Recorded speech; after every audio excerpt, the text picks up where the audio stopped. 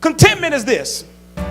Contentment is satisfaction and gratefulness for life as it currently is, without knowing if it will ever change.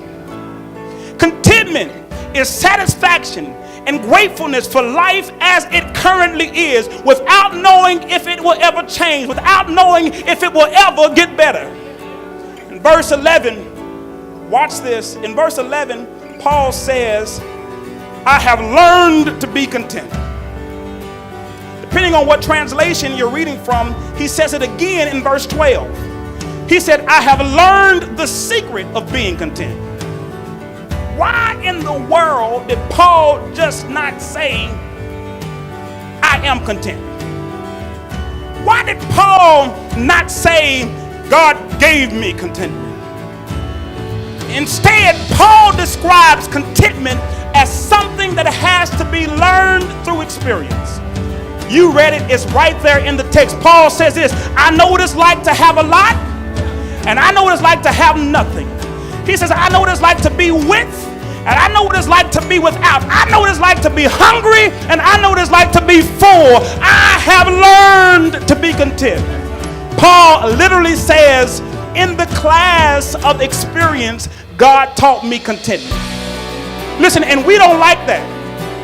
Most of the time, we don't like it. We don't like when God makes us take the class of experience, which means we have to go through something to get something.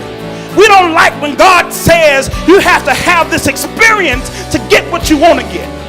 We don't like it. Why? Because the lesson plan ain't always comfortable. Paul says, I have learned contentment. Like Paul, reason why we don't like it, like Paul, oftentimes God uses the lows instead of the highs to teach us contentment.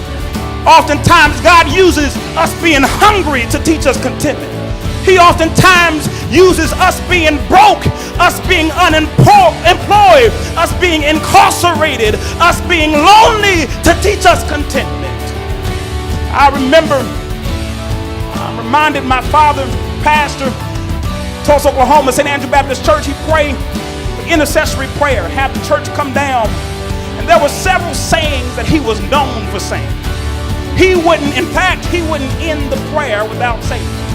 Oftentimes I would go back to school, and even when I go back to school, go to OU from Tulsa, about 2 hours, he would pray the same prayer. He would say this, God, I thank you that things are as well as they are.